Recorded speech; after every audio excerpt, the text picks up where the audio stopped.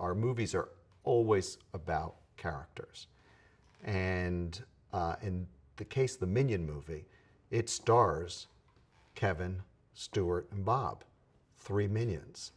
And just like every other film, we needed to explore dimensional personalities and characters. And once we started to do it, we actually then realized something that was painfully obvious to everybody else, which is that we've actually never before really delineated specific Minion characters to this degree. So for the first time in this film, you're going to get to know three Minions, each of them very different. And looking to answer the question of where did the Minions come from, the movie actually starts at the dawn of time.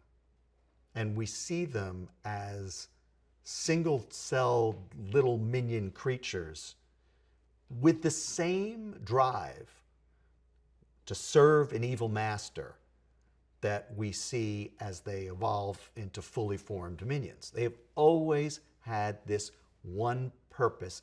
It's embedded in their DNA, to serve the baddest master around. But they also are inadvertently screwing up throughout time. And unfortunately for their masters, their screw-ups involve knocking a lot of them off. Again, they don't intend to. They're just accident prone. The minions, in the search for a master, the minions hear about the world's first female supervillain. Remember, it's 1969.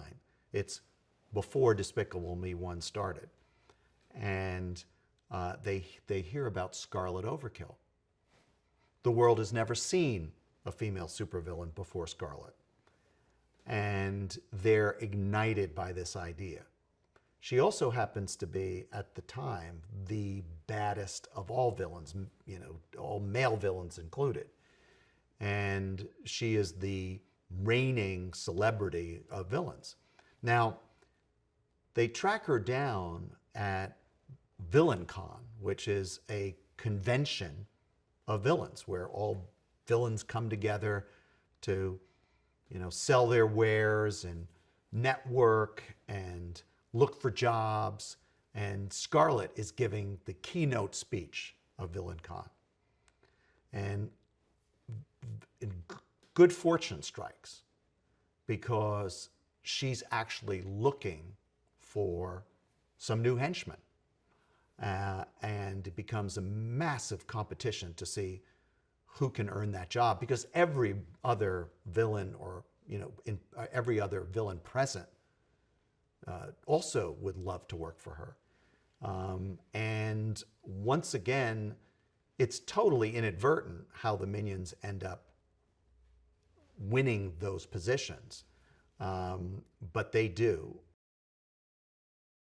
Sandra Bullock stars as Scarlet Overkill, and Sandy is so iconic, and she is so well known for playing these incredibly empathetic characters.